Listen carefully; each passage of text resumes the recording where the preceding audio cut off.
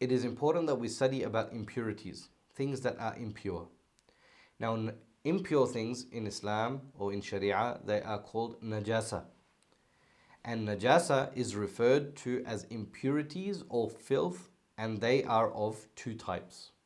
Number one, najasat haqiqiyya, and number two, najasatun hukmiyya.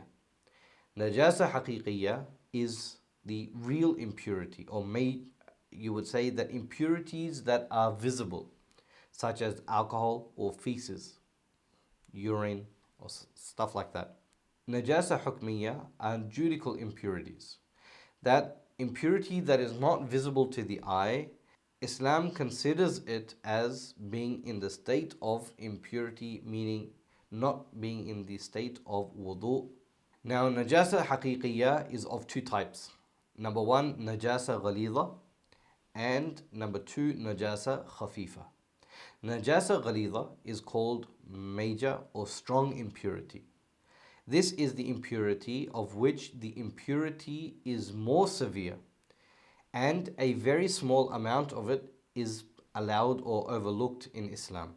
For example, alcohol, human urine, feces, blood, semen, they're all considered as najasa ghalidha, major impurities or strong impurities.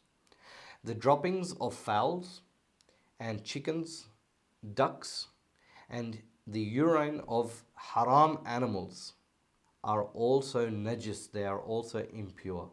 So if they're on your clothes, it is not permissible to pray. And let us look at the ruling of these impurities. The ruling is that this type of impurity falls, if it falls on one's body or clothes, and it is equal or less than a size of a dirham. You would say about an inch in diameter. Or in Australia, perhaps we could say a 50-cent coin. So if the impurity falls on someone's body or clothes and it is less than a 50-cent coin, it is overlooked and it will be permissible to pray in such clothing. Najasa khafifa. Najasa khafifa, which is considered as light impurity. This is the type of najasa whose impurity is less in quality and its quantity is overlooked by a large amount. For example, the droppings of all haram birds and the urine of all halal animals. What is the ruling of this? The ruling is that if impurity of this type falls on one's body or clothes and it is equal to or more than a quarter of his body or clothes, it will not be overlooked, and if it is less than a quarter, it will be overlooked. Now, what is a quarter and stuff? Let's look at some notes here. Number one is there are two conditions for removing real impurity, najasa haqiqiyya. There are two conditions of removing najasa haqiqiyya. Number one is to remove the impurity from one's body or clothes, meaning that impurity which has fallen on a body or a clothes has to be completely removed. And number two is to properly wash the portion from which the impurity was removed. So there's two things. Number one, you have to remove the impurity, and once the impurity is removed, it needs to be washed. Now, the second thing is that since there are different types of things, there are also different ways of washing them if they become impure or najis.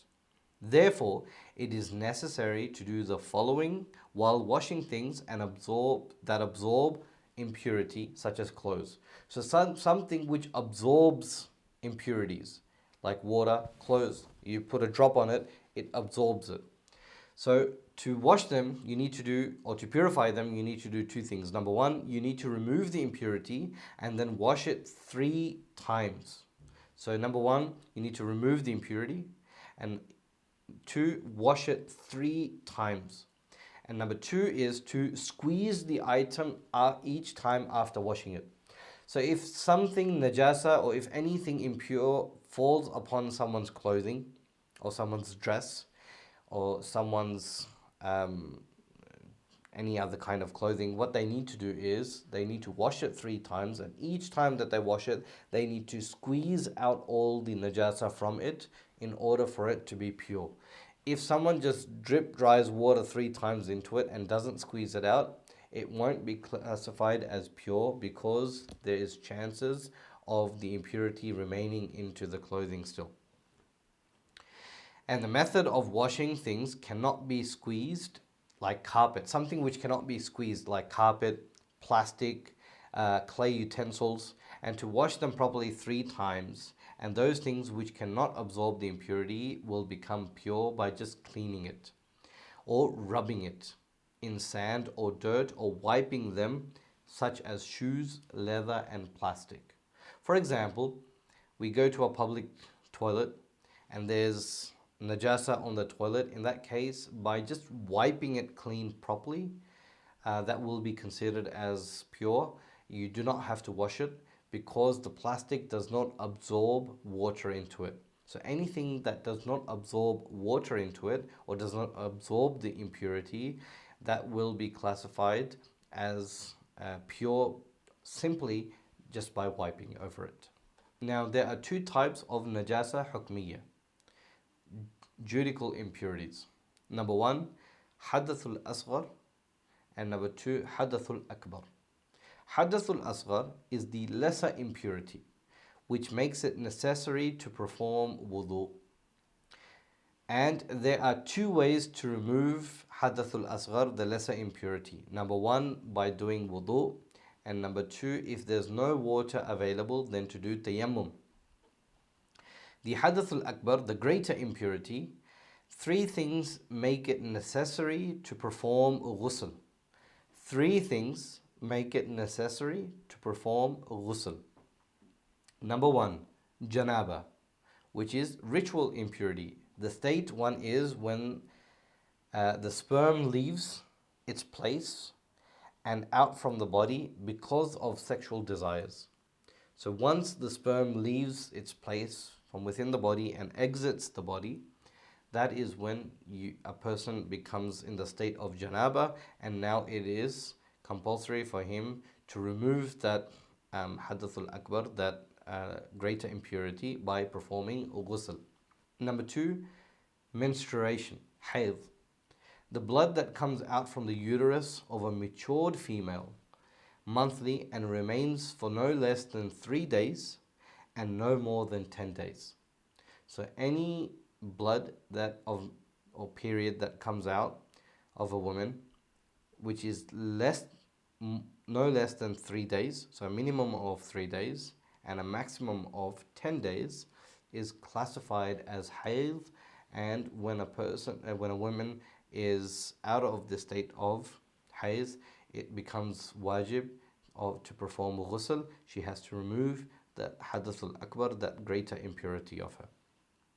And number 3, it is called puerperium, which is a nifas, the blood that comes out of a woman's body after childbirth, after she gives birth to a child. Its minimum days are unestablished, so it could be anywhere between 1 day, 2 days, 5 days, 10 days, or whatever, and the maximum can last up to 40 days.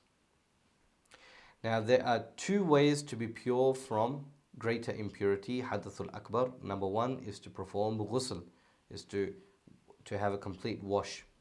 And number 2, if there is no water available, then to do tayammum.